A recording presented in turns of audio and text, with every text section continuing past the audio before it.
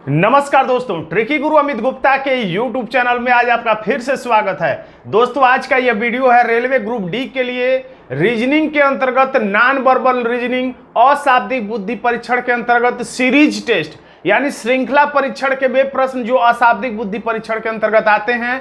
और आज के इस वीडियो में उन्हीं प्रश्नों को लिया गया है केवल जो रेलवे ग्रुप डी की परीक्षा में पूछे जा चुके हैं। हो सकता है इन प्रश्नों को आपने पहले न देखा हो क्योंकि ये लेटेस्ट प्रश्न है और ये 2018 की परीक्षा में पूछे जा चुके हैं, क्योंकि हर किताब में आपको अलग अलग प्रश्न दिखाई देंगे। क्योंकि रेलवे ग्रुप डी 2018 की परीक्षा में इतने ढेर सारे पेपर हुए हैं कि उन्हें किसी एक किताब में समाहित नहीं किया गया है।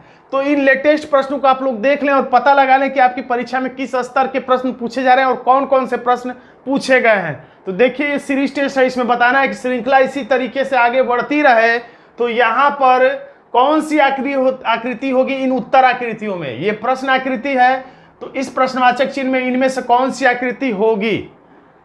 तो वीडियो को रोक के थोड़ा सा खुद से उत्तर देने का प्रयास करिए, फिर उसके बाद वीडियो को आगे बढ़ाएंगे तो आपको ज्यादा आनंद और ज्यादा लाभ मिलेगा। तो यहां पर हम लोग देखते हैं, जैसा कि यहां पर हम लोग देखते हैं कि ये आकृति जो है बर्फीनुमा है। ऐसी आकृति जो है ये बर्फीनुमा हम लोग इसको कहते हैं। बर्फीनुमा है तो इसके बगल में बर्फीनुमा ही आकृति है और ये जो इसके ऊपर जो गोला है वो उसके भीतर चला है और बर्फीनुमा आकृति ऐसे है तो इसमें भी ऐसे ही है, बस ये वृत्त जो है वो उसके भीतर आ गया और कोई परिवर्तन नहीं है। तो इसमें त्रिभुज का मुंह ऊपर की तरफ है, शीर्ष भाग जो ऊपर है तो ऊपर ही रहेगा क्योंकि इसमें बर्फी ऐसे था तो ऐसे ही रह गया। उसी तरह से त्रिभुज का शीर्ष भाग ऊपर है तो ऊपर ही रह जाएगा, बस ये वृत्त जो है ऊपर से नीचे आ जाएगा। तो त्रिभुज के भीतर वृत्त किसमें है, तो त्रिभुज के भीतर वृत्त नहीं है, वृत्त के भीतर त्रिभुज है तो ये गड़बड़ है। ये त्रिभुज के भीतर त्रिभुज है, गड़बड़ है। त्रिभुज के भीतर वृत्त है ये सही है, इसमें वृत्त के भीतर वृत्त है ये गड़बड़ है। लेकिन सी को टिक करने का मतलब ये नहीं कि आप सी ही को टिक कर दीजिए, क्योंकि रेलवे ग्रुप डी में हो सकता है सी वाला ए में, बी में या डी में भी लिखा हो। खैर यहाँ पर सी वाले में सी ही लिखा, लेकिन ये हमेशा जरूरी नहीं है, इसलिए हमारा आंसर हो जाता है विकल्प सी। देखिए आंसर है सी। अब अगला प्रश्न लोग देखते हैं।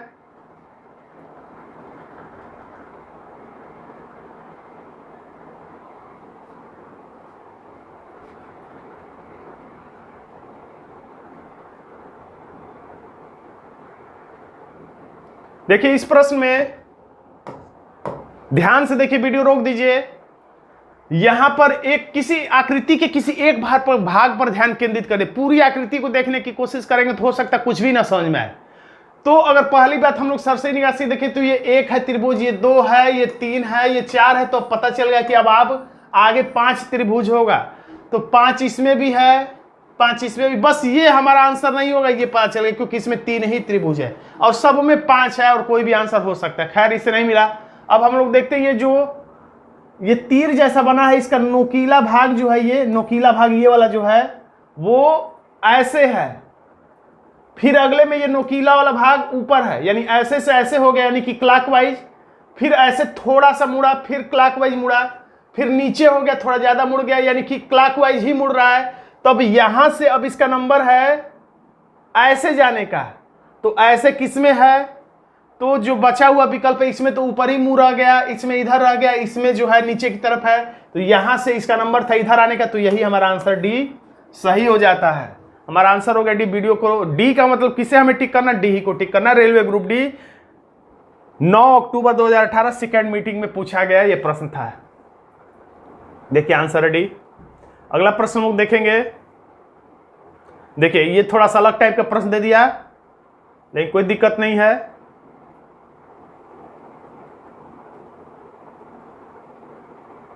देखिए ध्यान से देखिए और जल्दी उत्तर दीजिए।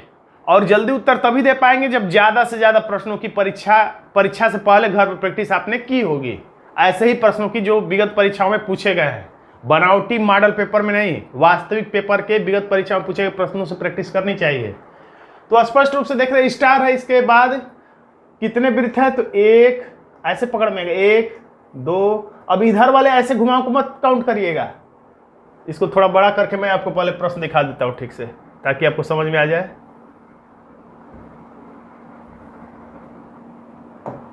देखिए अब काउंट करना आसान होगा। स्टार है, उसके बाद केवल इस तरह से, इधर बाएं साइड में पेट फूला हुआ गिनेंगे तो समझ में आ जाएगा कितने वृत्त है, नहीं तो कंफ्यूज हो जाएंगे। ऐसे फूला हुआ 1, ऐसे फूला हुआ 2, उसके बाद ऐसे फूला हुआ 3, फिर 4 और ये 5। इसको मत गिनिएगा ये, क्योंकि वही वृत्त है, दोबारा गिन लेंगे, यानी कि टोटल 5 है। तो इसमें कितना 1 2 3 4, इसमें 5 था, इसमें 4 है और इसमें 2 है। 5 4 2, इसमें 1 2 3 4 5, इसमें भी 5 है, फिर 1 2 3 4 है, फिर 2 है। उसी तरह से इसमें 1 2 3 4 5 इसमें भी है, तो इसमें 1 2 3 4 है। यानी यहां पर भी 2 आकृति रहेगा।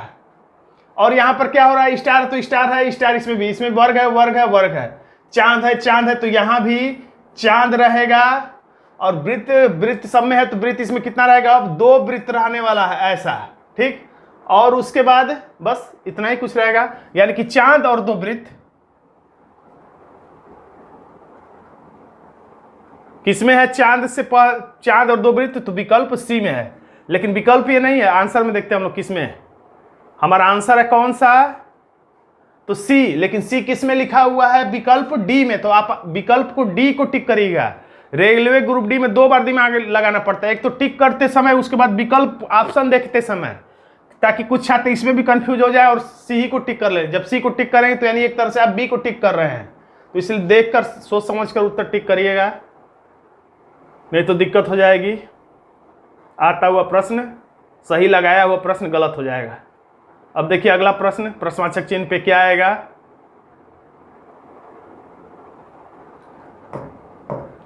देखिए ये वर्ग है, वर्ग के ऊपर एक काला बिंदु है। तो कल्पना करना चाहिए कुछ ऐसा, कैरम बोर्ड का कल्पना या कुछ ऐसी कल्पना करना चाहिए जिससे कि आपका प्रश्न आसान हो जाए। तो ऐसी कल्पना करिए जैसे ये इसको ढकेलते हुए ऐसे, ये वर्ग इसको ऐसे, ये वर्ग जो ऊपर वाली लाइन है ये इसको ढकेलते हुए ऐसे एंटी क्लॉकवाइज घूम गई, तो ऐसा हो जाएगा। कल्पना करके देखिए, ये वर्ग जो है इसको ऐसे धक्का देते हुए ऐसे कर दी तो ऐसा आ जाएगा, यानी कि एंटी क्लॉकवाइज 90 अंश ऐसे ढकेलते हुए। फिर यहां से इसको ढकेलते हुए ऐसे आएगा तो ऐसे आ गया है।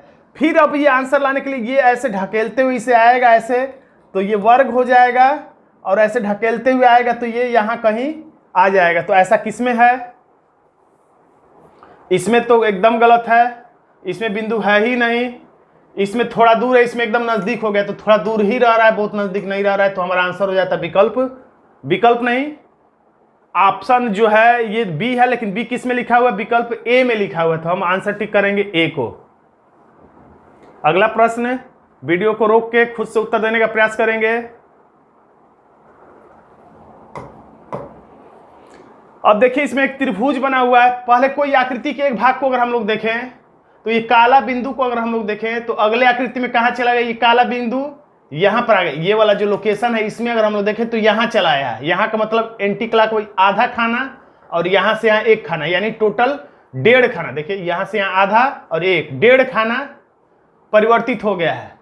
तो त्रिभुज देखिए, यहाँ पर त्रिभुज है, यहाँ पर त्रिभुज है, तो समानुपात अनुपात समरूपता वाले प्रश्नों की तरह यहां से आप कहानी बंद कर दिया करिए। अब यहां से सोचिए, ये भी जैसे 1.5 खाना घुमा एंटी क्लॉक, तो ये भी 1.5 खाना घूमेगा, तो यहां से यहाँ 1 खाना और यहां आएगा तो यानी काला वाला बिंदु यहां पर आ जाना चाहिए, ठीक।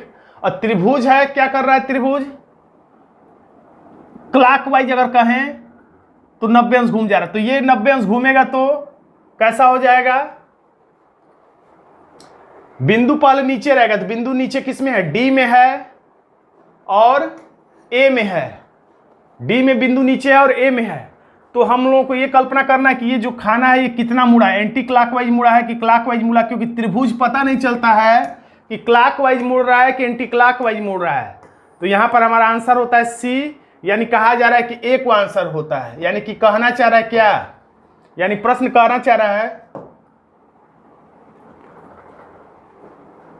प्रश्न कहना चाह रहा है कि ये त्रिभुज जो है भी एंटी क्लॉक 45 अंश मुड़ा है, क्योंकि त्रिभुज समझ में नहीं आता है कि क्लॉकवाइज मुड़ रहा है या एंटी क्लॉक। या आपके परीक्षा में जो प्रश्न आएगा उसमें स्पष्ट रूप से समझ में आएगा कि ये, क्योंकि कभी कभी प्रश्न जो किताब में लिखे होते हैं या छपे होते हैं, थोड़ा स्पष्ट रूप से नहीं छपे होते हैं, इसलिए क्लियर नहीं पता चलता है, थोड़ी बहुत त्रुटियां हो जाती हैं।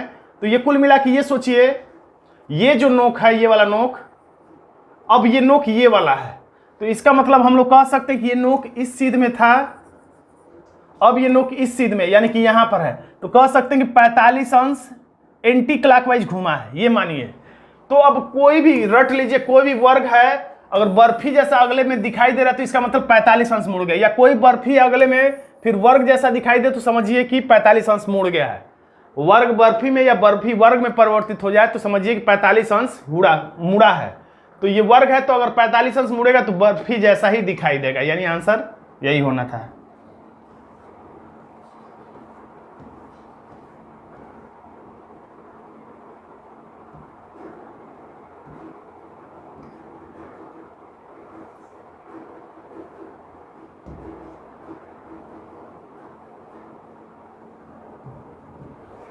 देखिए बहुत आसान सा प्रश्न है, इसमें ये बाहर वाली रेखा एक गायब हो गया, फिर अंदर वाली एक और रेखा गायब हो जाएगा, यहां पर देखिए गायब हो गया है, फिर ये दो वर्ग है तो पहला वर्ग गायब हो गया, फिर इसमें ये वाला दूसरा वर्ग भी गायब हो गया, या भीतर वाली आकृति बची रह गई।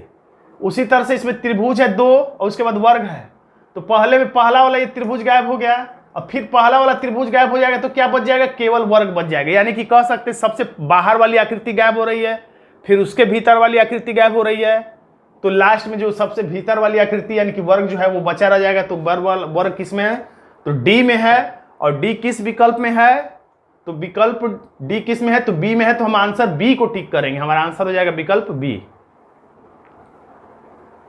देखिए बिल्कुल आसान प्रश्न, आसानी से आप समझ सकते हैं। ये दो गोले एक पास सटे हुए तो इसमें दूर दूर हो जा रहे हैं, इसमें वर्ग नजदीक नजदीक है, तो ये वर्ग जो इस बार है क्या हो जाएगा, दूर दूर हो जाएंगे। तो दूर दूर किस में है, इसमें तो है लेकिन एक तरफ वृत्त है तो गलत है, इसमें दोनों तरफ है तो सही है, ये दोनों तरफ त्रिभुज दे दिया गलत है, दोनों तरफ वृत्त दे दिया गलत है। वृत्त है तो वृत्त में बदला है, तो वर्ग है तो वर्ग में दूर दूर हो जाएगा, यानी हमारा आंसर हो जाता है बी। लेकिन बी किस विकल्प में है, तो बी है, बी ही में, तो हमारा आंसर बी ही होगा।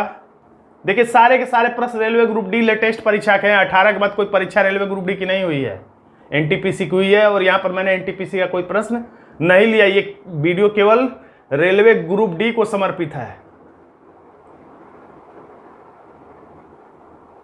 इस प्रश्न को देखिए ध्यान से, और यही जो पैटर्न है, ये पैटर्न अगर जो परीक्षा एक मीटिंग में बनाया जा रहा है वही पैटर्न हर मीटिंग में पूछा जा रहा है, बस प्रश्न बदल जा रहा है, पैटर्न लगभग सेम ही रह रहा है।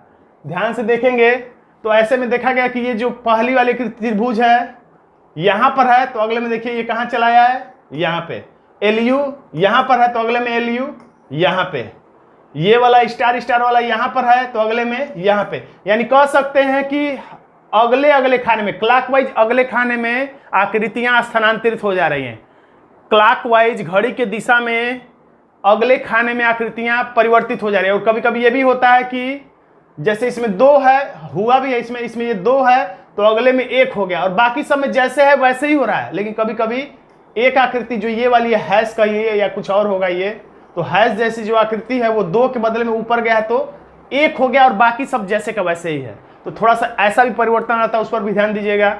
अब इसमें देखिए ये यहाँ है तो यहाँ चला आया होगा, देखिए, लेकिन ये एक है तो ये वाली आकृति जो है डबल हो जा रही, तो यहाँ पे देखिए फिर डबल हो गया है।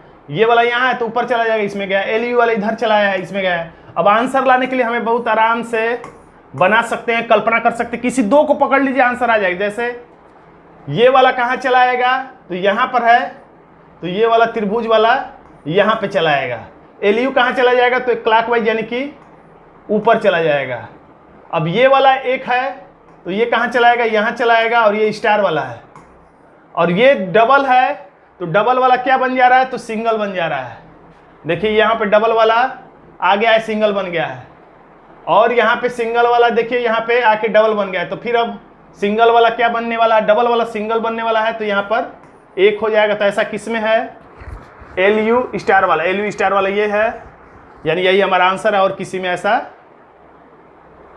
नहीं है। एलयू इसमें है लेकिन इसमें डबल ही रह गया है, तो डबल नहीं रहना है क्योंकि डबल का सिंगल, सिंगल का डबल हो रहा था, इसलिए हमारा आंसर डी के साथ जाता है। और विकल्प आंसर कहाँ लिखा हुआ है इसको भी चेक कर लेते हैं हम लोग। आंसर चेक करना जरूरी है, ताकि कोई देखिए आंसर है डी, यानी कि डी में डी।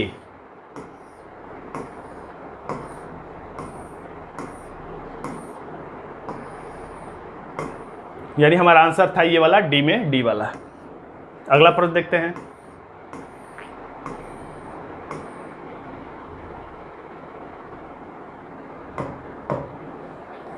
अब इसमें ध्यान से देखिए, इसमें भी कंफ्यूजन हो सकता है। मैं बता रहा हूं बार बार, त्रिभुज जो है पता नहीं चलता है कि ये क्लॉकवाइज घूम रहा है कि एंटी क्लॉकवाइज घूम रहा है। तो ऐसे प्रश्न में थोड़ा अलर्ट रहिएगा। विकल्प भी थोड़ा सा इशारा कर देगा कि किसको टिक करना है। खैर, तो ये बाहर वाली जो आकृति है ये इसका शीर्ष ऊपर है, इसमें भी ऊपर है, इसमें भी ऊपर है, इतना कन्फर्म है। और वर्ग के भीतर इसमें इसमें भी तो इसमें भी वर्ग के भीतर ही होगा, और एक त्रिभुज तो कम से कम ऐसा रहेगा, ये क्लियर है इतना।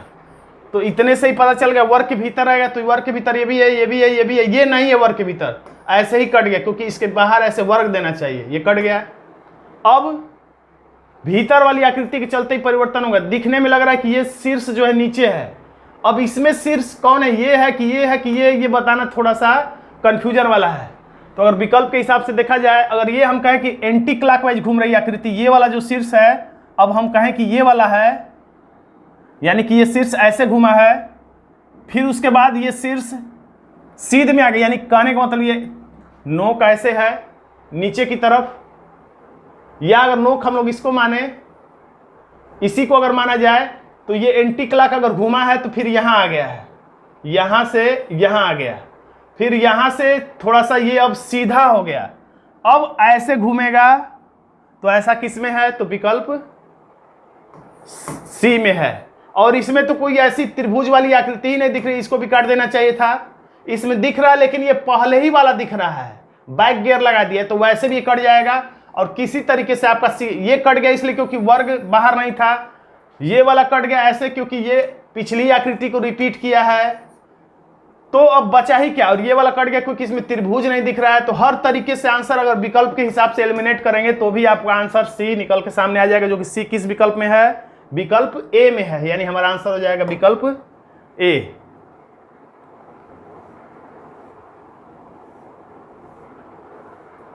प्रश्न बहुत ढेर सारे हैं, लेकिन फिर भी हम लोग कुछ प्रश्नों को देख लेंगे, नहीं तो वीडियो बहुत ज़्यादा लंबा हो जाएगा। सारे प्रश्नों को हम लोग नहीं देखेंगे, फिर भी काफ़ी प्रश्नों को हम लोग देख लेंगे। अब देखिए, इस प्रश्न को ध्यान से देखिए, उत्तर लाने का प्रयास करिए। अगर उत्तर आपको न दिखा हो तो ध्यान से देखिए, ये जो पहली आकृति है इसमें, ये वाली एकदम किधर चली गई है, इसमें देखिए एकदम ये दाएं है, तो एकदम इसमें बाएं दिखाई दे रही है। अब ये दूसरी वाली आकृति जो है, अब अपने आप ये वाली आकृति अगर यहां से गायब होकर इधर चली आएगी, ये कल्पना करिए, ये वाला स्टार अगर यहां आ जाएगा, यहां पे अब कुछ नहीं है, तो ये क्या बच गया यहाँ पे, वर्ग। तो वर्ग देखिए यहां पर है ही, और ये दोनों आकृतियां अपने स्थान पर हैं। ध्यान से देखिए, ये यहां से स्टार यहां चला है, तो क्या बचा, स्टार लाइन हैश, उसके बाद वर्ग, यानी बाकी सब जैसे के तैसे है। फिर अगर ये वर्ग यहां चलाए, यहां पे चलाए वर्ग, और यहां से अब कोई यहां पे नहीं है, तो वर्ग के बाद क्या रहेगा, वर्ग स्टार लाइन और हैश। यानी बस दाएं वाली आकृति बाएं हट के चली जाए, यानी अब इसको गायब करिए और ये लाइनिंग आ जाएगी। कल्पना करिए यहां पे ऐसे, अब सब कुछ ऐसा ही रहेगा, यानी कि हैश वर्ग स्टार लाइन, हैश वर्ग स्टार लाइन, हैश वर्ग स्टार लाइन, ऐसे ही पढ़ के आप तुरंत चेक कर लिया करिए। यानी आंसर हो जाएगा डी, जो कि विकल्प डी में है। हमारा आंसर हो जाएगा डी। अब अगला प्रश्न देखिए। अब ये देखिए, ये दिखा रहा है एंटी क्लॉकवाइज घूमता हुआ ये, लेकिन ये आ गया है कहां पे, देखिए पहले था कहां पे, ये जो है, ये इसका पूरा धड़ जो है वो यहां पे था, इस वाली लाइनिंग पे था, ठीक। अब ये वाला कहां पे आ गया, इसका ये जो धड़ है इस वाले लाइनिंग पर, यानी यहां पर था, यहां से ये चला आया इस वाले लाइनिंग पर, फिर यहां से कहां, इसका पूरा ये धड़ कहां चला है, इस लाइनिंग पर, यानी यहां पे हम लोग कह सकते हैं इसमें, यानी खड़े यहीं पर ही, लेकिन सब में परिवर्तन देख जाए तभी समझ में आएगा, आगे आगे कूदेंगे तो नहीं समझ में आएगा। ये धड़ था पहले यहां पे, इसमें आया यहाँ पे, इसमें आया यहाँ पे, यानी यहाँ से यहाँ, फिर यहाँ से यहाँ। अब नंबर है, धड़ कहाँ रहेगा? इस लाइनिंग पे, यानी ये यहाँ पे रहने वाला है। अब कैसे हो रहा है? ये ऐसे एंटी क्लॉक, फिर एंटी क्लॉक। अब नंबर है ऐसे ही, ये एंटी क्लॉक हो जाएगा और इसका मुंह ऐसे ही रहेगा। एक और परिवर्तन है, इसमें बीच में व्हाइट है, काला है, बीच में व्हाइट है। अब यानी कि काला वाला का नंबर है, यानी काला काला सा ये तीर ऐसा कुछ बनेगा। और ऐसा कुछ किसमें है? तो केवल इसमें है। अब बाकी इसको अब देखने की जरूरत नहीं, इतने ही से आंसर मिल गया। तो ये बी किस विकल्प में? विकल्प ए में है। हमारा आंसर हो जाता है ए। सारे प्रश्न रेलवे ग्रुप डी की परीक्षा में पूछे गए हैं।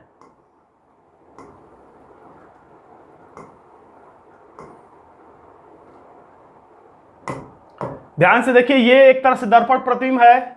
ये दाएं साइड में घुमा हुआ है तो इसमें बाएं साइड में दिखाई दे रहा है। इसमें बाएं साइड है तो इसमें दाएं साइड में दिखाई दे रहा है, और ये इसमें दाएं साइड में है तो इसमें बाएं साइड में दिखाई दे रहा है। तो वैसे ही ये अगर हम लोग ऐसे बना लें तो ये इधर है तो इधर ऐसे दिखाई देगा, और ये इधर है तो ये दोनों ऐसे दिखाई देंगे। तो ऐसा किस में है? तो विकल्प सी में है। इसमें क्या दिक्कत है? डी में, तो इसका मुंह दाएं साइड, बाएं साइड में है, और इसमें भी बाएं साइड में है, यानी परिवर्तन नहीं हुआ। यानी बाएं है तो दाएं होना चाहिए, लेकिन इसमें बाएं का बाएं रह गया, इसलिए ये नहीं होगा। ये क्यों नहीं होगा? क्योंकि ये नीचे आधार से है, जबकि ये जो है बीच वाले आधार से निकले हैं सब, और ये जो है नीचे आधार से निकल गया। जल भी नहीं है तो ये भी गड़बड़ है, ये भी नीचे आधार से निकला जबकि इधर से निकलना चाहिए था। यानी कुल मिला के हमारा आंसर सी है, जो कि विकल्प किसमें है? विकल्प ए में है।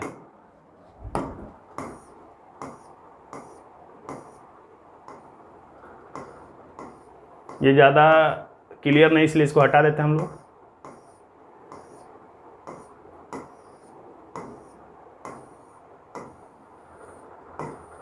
अगला प्रश्न ये है जो क्लियर है, इसका उत्तर देना बेहद आसान है। बस आप मानसिक रूप से कल्पना करेंगे तो समझ में आ जाएगा कि ये जो पूरी आकृति है क्लॉकवाइज 90 अंश ऐसे हो गई है। बस कल्पना करके देखिए, ये है ऐसे हो गई तो ऐसा दिखेगा, फिर ये फिर क्लॉकवाइज ऐसे हो गई है, फिर ये क्लॉकवाइज ऐसे होगी। तो कल्पना करके देखिए, ऐसे घूम जाए तो दो ऐसे आएगा और एक ऐसे आएगा। कल्पना करने से ही पता चलेगा, दो ऐसे और एक ऐसे, तो यानी डी में है, और डी का मतलब वो सी में है, यानी हमारा आंसर हुआ सी सही।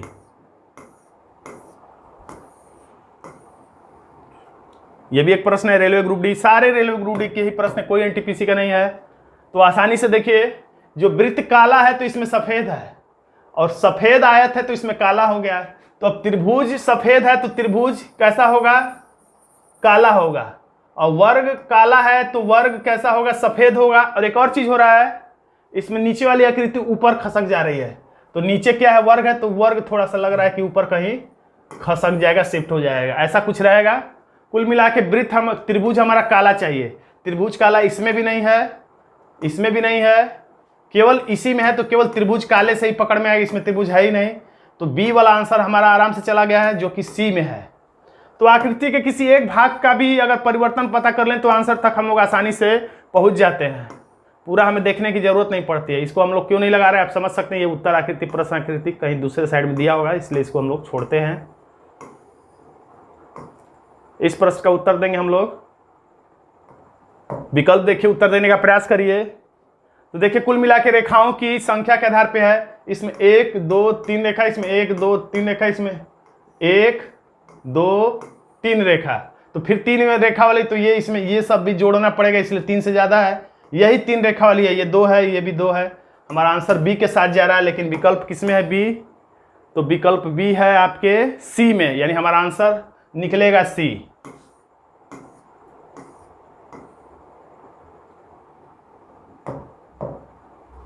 अब देखिए, इसमें आराम से आपको पता चल रहा है कि बिंदु जो है एंटी क्लॉकवाइज 90 अंश घूम गया, और त्रिभुज भी। फिर उसके बाद फिर 90 अंश बिंदु भीतर भीतर घूम गया, और बाहर बाहर त्रिभुज भी। और त्रिभुज अब यानी कि सबसे पहले त्रिभुज था कहाँ पे? इस साइड में, फिर आया इस साइड में, फिर आया इस साइड में। अब नंबर है इस साइड में आने का, यानी त्रिभुज जो है यहाँ कहीं होगा और बिंदु यहीं कहीं होगा। तो ऐसा किस में है? तो विकल्प ए में है, लेकिन विकल्प ए किस में है? तो विकल्प ए ही में हमारा आंसर हो गया ये। अब देखिए नए प्रकार का प्रश्न है, इसमें कौन सी आकृति जो है इसको पूरा करेगी, इसमें से कौन सी आकृति इसमें जाके फिट कर दिया जाए कि सही हो जाए। तो बी वाला होगा, क्योंकि ये वाला जो भाग है ये यहां जाके बन जाएगा और ये वाला जो आकृति है यहां जाके बन जाएगा, तो ये पूरा हो जाएगा। तो बी किस में है, तो विकल्प सी में है, आंसर हो जाएगा सी।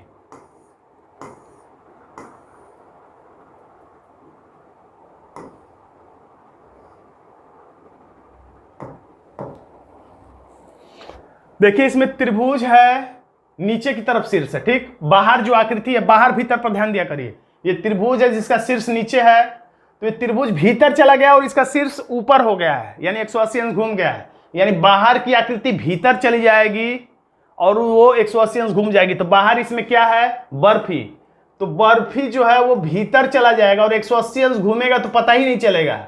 ये ऐसे पलट भी जाए तो बर्फी जो है ऐसे का ऐसे ही दिखेगा, बर्फी का जल प्रतिबिंब या 180 अंश ऐसे का ऐसे ही दिखेगा, यानी कि भीतर जो है बर्फी रहेगा, भीतर।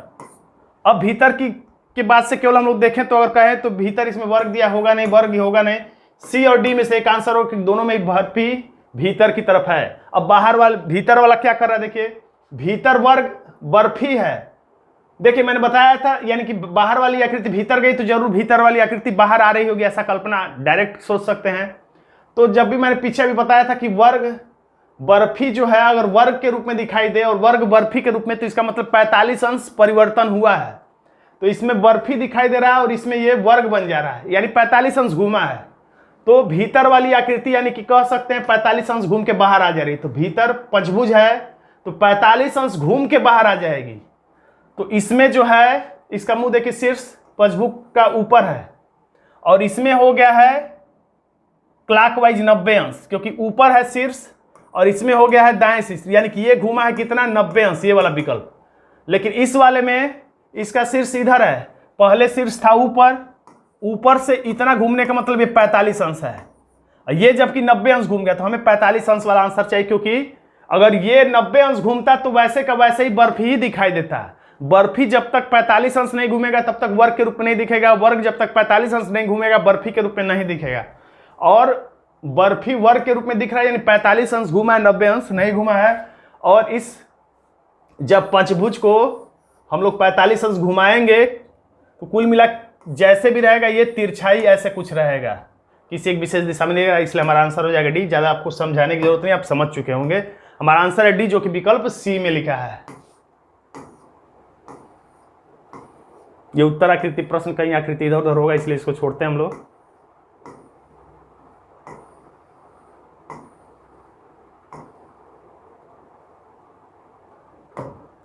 देखिए बहुत आसान सा प्रश्न है, ये कह सकते हैं कि जल प्रतिबिंब बन गया, ऐसे है तो नीचे हो गया। इसका जल प्रतिबिंब याद रखिएगा, जल प्रतिबिंब तो ऐसे ही नहीं बनेगा। मैं सबके लिए नियम बता रहा हूं, जल प्रतिबिंब हो या दर्पण प्रतिबिंब हो, तिर्यक विधि याद रखिएगा। कोई भी आकृति अगर ऐसे है तो जल हो चाहे दर्पण हो, उसका आंसर ऐसे बनेगा।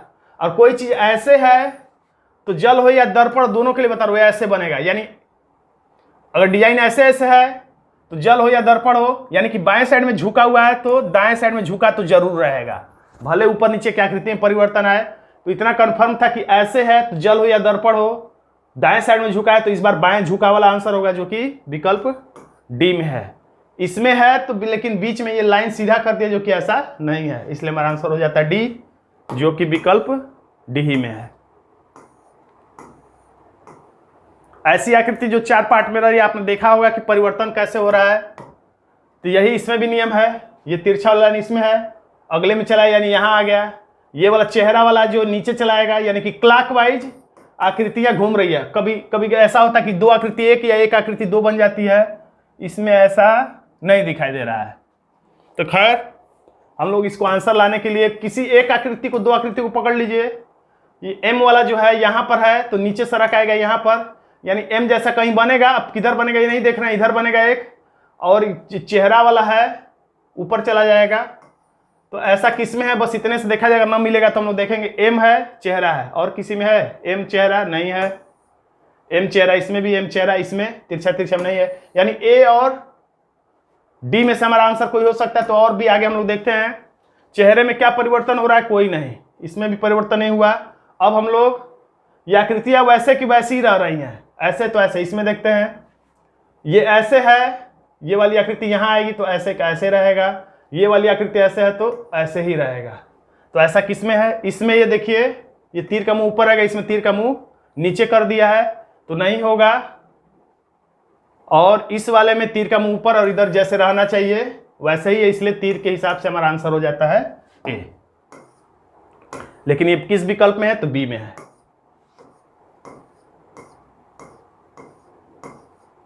ये सबका प्रश्न दूसरी तरफ है इसलिए नहीं करा रहा हूं। बिल्कुल आसान प्रश्न। बड़ा वाला कोष्टक तो छोटा उसका रूप बन जा रहा है, फिर ये छोटा कोष्टक तो बड़ा हो जा रहा है, यानी कि जो बड़ा है वो छोटा, छोटा वाला बड़ा हो जा रहा है। तो ये बड़ा है तो छोटा सा हो जाएगा, ये छोटा है तो बड़ा सा हो जाएगा। ऐसा किसमें है? छोटा बड़ा, छोटा बड़ा इसमें है ए में, तो ए किसमें है? तो विकल्प सी में है। हमारा आंसर हो जाएगा विकल्प सी। कौन सी आकृति इसको पूरा करेगी?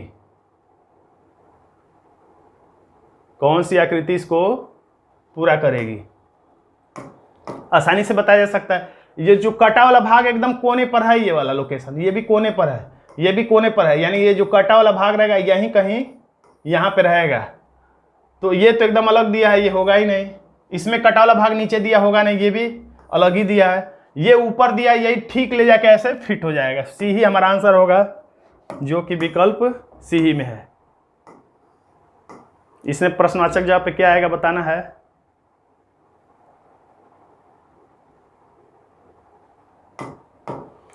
तो देखिए एक रेखा है या एक बिंदु, दो बिंदु, तीन बिंदु, 1 2 3 1 2 3, यानी कि 3 बिंदु होगा, ये तो क्लियर है। तो ये तो कभी नहीं होगा, ये कभी नहीं होगा, इन दोनों में कोई होगा। अब जो बिंदु है दाएं साइड में, इसमें बिंदु दाएं साइड में, इसमें बिंदु दाएं साइड में, इसमें बिंदु दाएं साइड में, इसमें बिंदु दाएं साइड में, इसमें बिंदु दाएं हाथ के साइड में, लेकिन इसमें बिंदु बाएं साइड में, इसमें बिंदु बाएं साइड में, तो इसमें भी बिंदु बाएं साइड में ही रेखा के रहेगा। ये दाएं झुका, बाएं झुका, दाएं झुका, बाएं झुका, दाएं झुका, बाएं झुका, दाएं झुका, तो बाएं झुका, दाएं झुका अब नंबर है ऐसा ही कुछ रहेगा, यानी कि ऐसे झुकी रेखा और इसके नीचे 3 बिंदु। तो अब हमारा ये आंसर क्यों कट जाता है? क्योंकि हमें बाएं साइड में, देखिए सब में बाएं साइड में बिंदु है, बाएं साइड में वृत्त है, बाएं साइड में ही वृत्त चाहिए, ये दाएं साइड में हो गया तो ये कट गया। अब एक ही आंसर बचा जैसा कि हमें चाहिए था। आंसर है सी, जो कि विकल्प किसमें है? तो सी ही में है। ये प्रश्न का उत्तर बताना बेहद आसान है। पूरा वृत्त आधा, चौथाई, अब इससे भी छोटा हो जाएगा तो हमारा ए में है, जो कि विकल्प सी में है। तो दोस्तों आज का ये वीडियो आपको कैसा लगा कमेंट बॉक्स में जरूर लिखिएगा। वीडियो अच्छा लगा तो वीडियो को लाइक कर दीजिएगा, इसे अपने दोस्तों में व्हाट्सएप ग्रुप में शेयर कर दीजिएगा। और रेलवे ग्रुप डी के लिए अगर आपने हमारे चैनल को सब्सक्राइब नहीं किया है तो सब्सक्राइब जरूर कर लीजिएगा। धन्यवाद दोस्तों।